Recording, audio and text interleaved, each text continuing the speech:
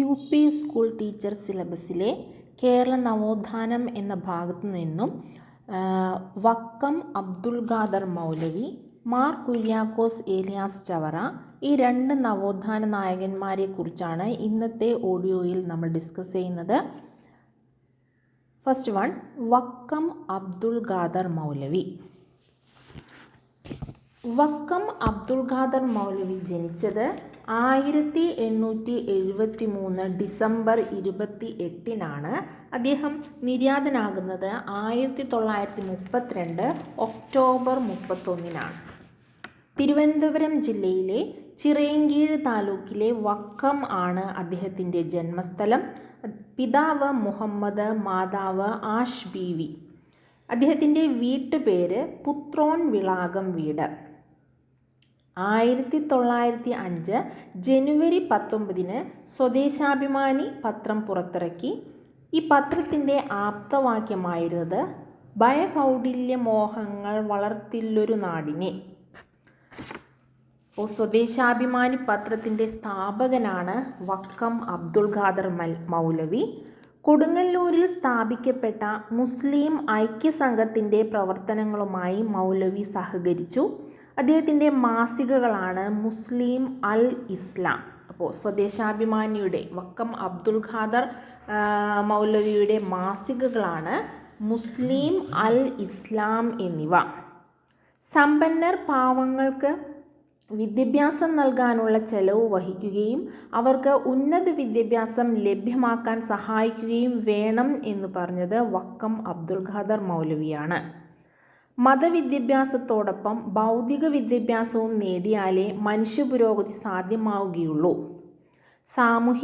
സാമൂഹികമായ പിന്നാക്കാവസ്ഥ പരിഹരിക്കാനുള്ള മാർഗം വിദ്യാഭ്യാസമാണ് എന്ന് പറഞ്ഞതും മൗലവിയാണ്. 1910 അദ്ദേഹത്തിൻ്റെ പത്രം കണ്ടുകെട്ടുന്നത്. പത്രാധിപരായ രാമകൃഷ്ണപിള്ളയെ നാടുകടത്തി. എൻ്റെ പത്രാധിപരെ കൂടാതെ എനിക്ക് പത്രം എന്തിന്, അച്ചുകൂടം എന്തിന് എന്ന് പറഞ്ഞത് വക്കം അബ്ദുൽ ഖാദർ മൗലവിയാണ്. തിരുവിതാംകൂർ മുസ്ലിം മഹാജനസഭ ആരംഭിച്ചത് വക്കം അബ്ദുൽ ഖാദർ മൗലവിയാണ്. അറബി മലയാളം പ്രചരിപ്പിക്കാൻ അൽ ഇസ്ലാം എന്ന മാസികയും ആരംഭിച്ചു. മറ്റു പത്രങ്ങളാണ് മുസ്ലിം, ദീപിക, സ്വദേശാഭിമാനി എന്നിവ. അപ്പോൾ വക്കം അബ്ദുൽ ഖാദർ മൗലവിയുടെ മാസികകളാണ് മുസ്ലിം അൽ ഇസ്ലാം. അദ്ദേഹത്തിൻ്റെ പത്രമായ സ്വദേശാഭിമാനി കണ്ടുകെട്ടിയത് 1910 തിരുവിതാംകൂർ മുസ്ലിം മഹാജനസഭ സ്ഥാപിച്ചത് വക്കമാണ്. അറബി മലയാളം പ്രചരിപ്പിക്കാൻ വേണ്ടിയാണ് അൽ ഇസ്ലാം മാസിക ആരംഭിച്ചത്. കേരള മുസ്ലിം നവോത്ഥാനത്തിൻ്റെ പിതാവ് എന്നറിയപ്പെടുന്നത് വക്കം അബ്ദുൽ ഖാദർ മൗലവിയാണ്. SNDPയുടെ മാതൃകയിൽ ഇസ്ലാം ധർമ്മപരിപാലന സംഘം തുടങ്ങിയതും മൗലവിയാണ്. സ്വദേശാഭിമാനി പത്രം അഞ്ചുതെങ്കിൽ ആരംഭിച്ചു. അപ്പോൾ 1905 സ്വദേശാഭിമാനി പത്രം ആരംഭിച്ചത് അഞ്ചുതെങ്കിലാണ്. അതിനുശേഷം 1907 വക്കത്ത് രണ്ടാമത് പത്രം ആരംഭിച്ചു. പത്രത്തിൻ്റെ ആദ്യ എഡിറ്റർ CP ഗോവിന്ദപിള്ള. ഇതിടയ്ക്ക് ചോദിക്കാറുള്ള ക്വസ്റ്റ്യനാണ്. സ്വദേശാഭിമാനി പത്രത്തിൻ്റെ ആദ്യ എഡിറ്ററാണ് CP ഗോവിന്ദപിള്ള. ഖുറാൻ ആദ്യമായി മലയാളത്തിൽ അച്ചടിച്ച മാസികയാണ് ദീപിക. ഖുറാൻ ആദ്യമായി മലയാളത്തിൽ അച്ചടിച്ച മാസികയാണ് ദീപിക. സ്വദേശാഭിമാനി പത്രം ആദ്യം 1905 ആരംഭിക്കുന്നത്. അത് വക്കത്താണ് ആരംഭിക്കുന്നത്. ഫസ്റ്റ് 1905 ആരംഭിക്കുന്നത് വക്കത്തല്ല. 1905 അഞ്ചുതെങ്ങിലാണ് ആരംഭിക്കുന്നത്. 1907 വക്കത്ത് ആരംഭിക്കുന്നത്. 1906 മുസ്ലിം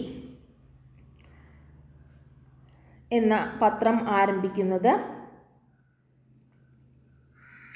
1931 ആരംഭിച്ച മാസികയാണ് ദീപിക.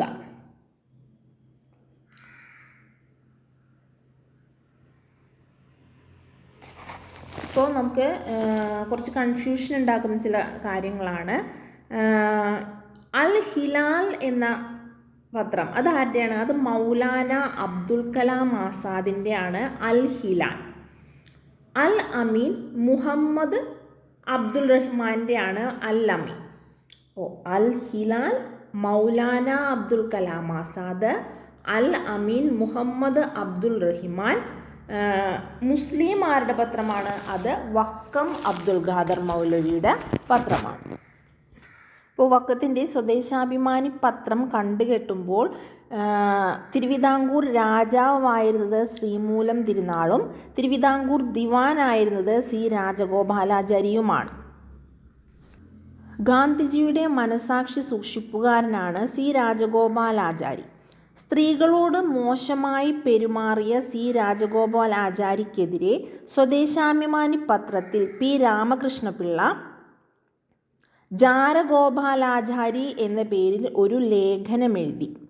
തിരുവിതാംകൂറിൽ ശ്രീമൂലം ഖജനാവിലെ ധനം അനാവശ്യമായി ചെലവഴിക്കുകയാണ് എന്ന് പറഞ്ഞ് സി രാജഗോപാലാചാരി എഴുതിയ ലേഖനമാണ് 1,00,000 രൂപ. സി രാജഗോപാലാചാരി അല്ല, ആരാണ്? പി രാമകൃഷ്ണപിള്ള എഴുതിയ ലേഖനമാണ് 1,00,000 രൂപ. ഇതിൽ എതിർത്തുകൊണ്ട് ശ്രീമൂലം രാജാവും സി രാജഗോപാലാചാരിയും പി രാമകൃഷ്ണപിള്ളയെ മദ്രാസിലെ തിരുനെൽവേലിയിലേക്ക് നാടുകടത്തി. രാജാവും ദിവാനും കൂടി പത്രം നിരോധിച്ചു. 1910 സെപ്റ്റംബർ 26 മലയാളത്തിൽ ആദ്യമായി നിരോധിച്ച പത്രം ഏതെന്ന് ചോദിച്ചാൽ അത് സന്ധിഷ്ടവാദിയാണ്. സന്ധിഷ്ടവാദി പത്രത്തിൻ്റെ സ്ഥാപകൻ W.H. മൂർ ആണ്. അപ്പോൾ നമ്മൾ പറഞ്ഞത് വക്കം അബ്ദുൽ ഖാദർ മൗലവിയുടെ പത്രമായ സ്വദേശാഭിമാനി പത്രത്തിൻ്റെ ആദ്യകാല എഡിറ്റർ CP ഗോവിന്ദപിള്ളയായിരുന്നു. പിന്നീട് എഡിറ്റർ ആരായി മാറുന്നു? സ്വദേശാഭിമാനി രാമകൃഷ്ണപിള്ളയാകുന്നു. അപ്പോൾ എന്തുകൊണ്ടാണ് വക്കം അബ്ദുൽ ഖാദർ മൗലവിയുടെ പത്രമായ സ്വദേശാഭിമാനി പത്രം കണ്ടുകെട്ടുന്നത് എന്ന് ചോദിച്ചാൽ, ആ സമയത്ത്, അതായത് വക്കം അബ്ദുൽ ഖാദർ മൗലവി പത്രം ആരംഭിച്ചിരുന്ന സമയത്ത് ശ്രീമൂലം തിരുനാൾ രാജാവ് ശ്രീമൂലം തിരുനാളായിരുന്നു. ദിവാനായിരുന്നത് സി രാജഗോപാലാചാരി. സ്ത്രീകളോടും മോശമായി പെരുമാറിയ സി രാജഗോപാലാചാരിക്കെതിരെ സ്വദേശാഭിമാനി പത്രത്തിൽ പി രാമകൃഷ്ണപിള്ള ജാരഗോപാലാചാരി എന്ന പേരിൽ ഒരു ലേഖനം എഴുതുകയും അതുപോലെ തന്നെ തിരുവിതാംകൂറിൽ ശ്രീമൂലം തിരുനാൾ ഖജനാവിലെ ധനം അനാവശ്യമായി ചെലവഴിക്കുകയാണ് എന്ന് പറഞ്ഞുകൊണ്ട് സ്വദേശാഭിമാനി രാമകൃഷ്ണപിള്ള എഴുതിയ ലേഖനമാണ് 1,00,000 രൂപ.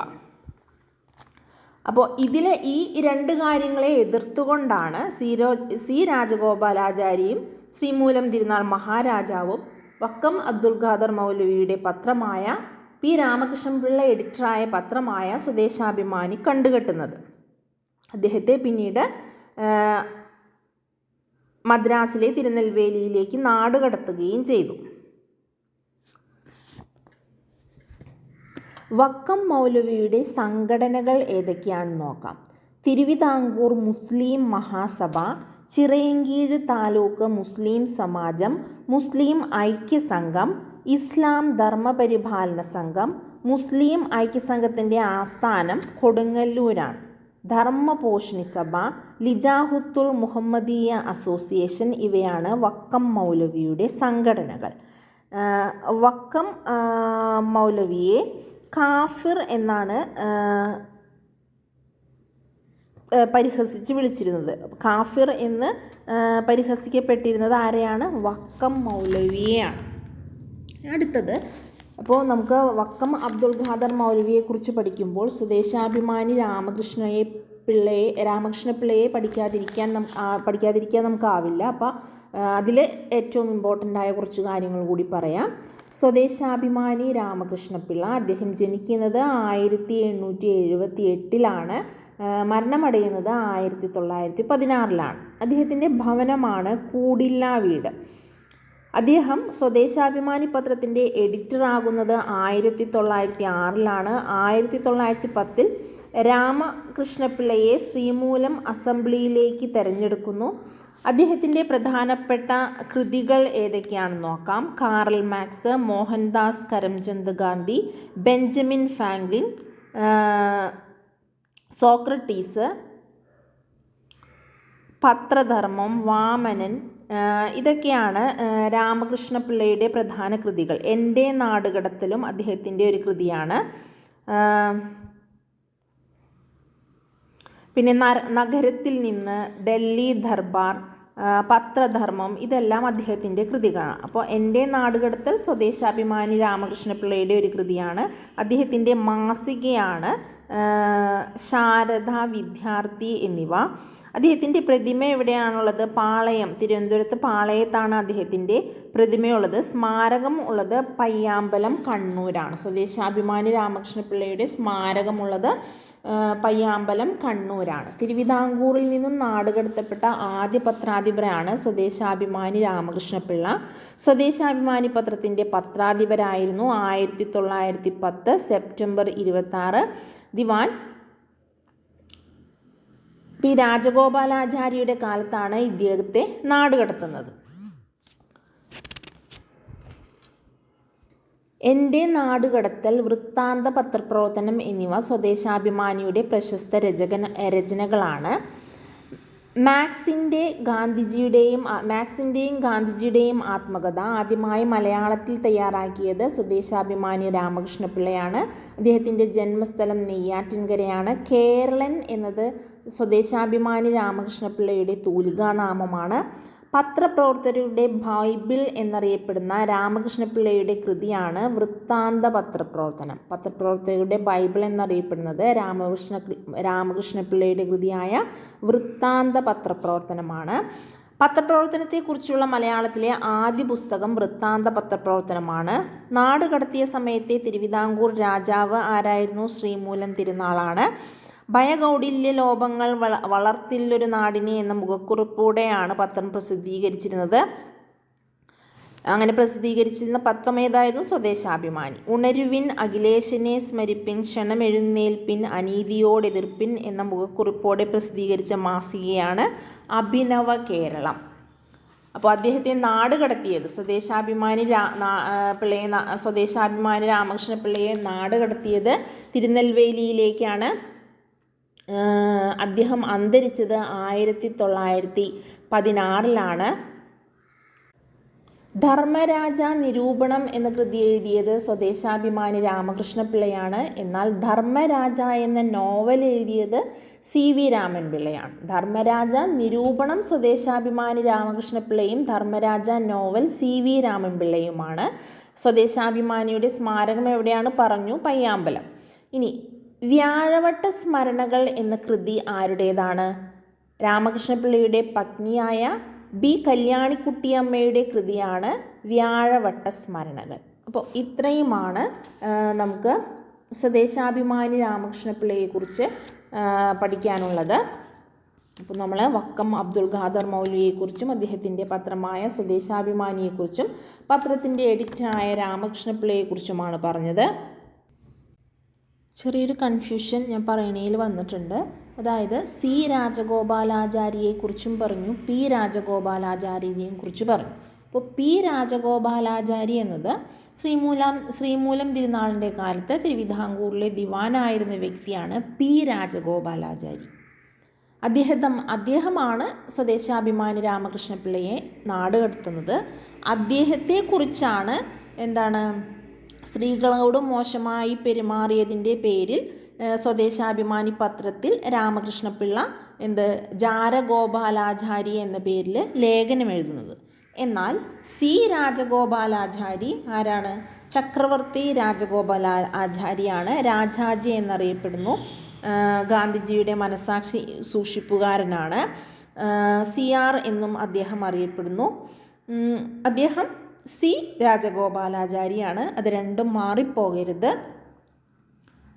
അടുത്തത് നമുക്ക് പഠിക്കാനുള്ളത് മാർ കുര്യാക്കോസ് ഏലിയാസ് ചവറ. അദ്ദേഹം ജനിക്കുന്നത് 1805 മരണമടയുന്നത് 1871. അദ്ദേഹത്തിൻ്റെ പ്രസിദ്ധീകരണങ്ങളാണ് ആത്മാനുതാപം, ഇടയനാടകങ്ങൾ, ധ്യാനസല്ലാപങ്ങൾ, നളാഗമങ്ങൾ എന്നിവ. 1846 കോട്ടയത്തെ മന്നാനത്ത് സംസ്കൃത വിദ്യാലയം സ്ഥാപിച്ചത് മാർ കുര്യാക്കോസ് ഏലിയാസ് ചവറയാണ്. കാലത്തിനു മുമ്പേ നടന്ന നവോത്ഥാന നായകനാണ് മാർ കുര്യാക്കോസ് ഏലിയാസ് ചവറ. അദ്ദേഹത്തിൻ്റെ ജന്മസ്ഥലം കൈനഗിരി ആലപ്പുഴയാണ്. അദ്ദേഹം മരണമടഞ്ഞത് കൂനമ്മാവിലാണ്. അനുഗ്രഹീത പുലയശ്രേഷ്ഠൻ എന്നറിയപ്പെടുന്നത് മാർ കുര്യാക്കോസ് ഏലിയാസ് ചവറയാണ്. ആദ്യത്തെ കേരളീയ വികാരി ജനറലാണ് ചവറ. വിദേശീയരുടെ സഹായമില്ലാതെ കോട്ടയത്ത് അച്ചടിശാല സ്ഥാപിച്ചതും മാർ കുര്യാക്കോസ് ഏലിയാസ് ചവറയാണ്. ചവറ സ്ഥാപിച്ച പ്രസ്സാണ് സെൻറ്റ് ജോസഫ് പ്രസ്. കേരളത്തിലെ 3ാമത്തെ പ്രസ്സാണിത്. മാന്നാനത്താണ് അദ്ദേഹം പ്രസ് സ്ഥാപിച്ചത് 1846. സെൻറ്റ് ജോസഫ് പ്രസ്സിൽ അച്ചടിച്ച ആദ്യ പുസ്തകമാണ് ജ്ഞാനപീയൂഷം.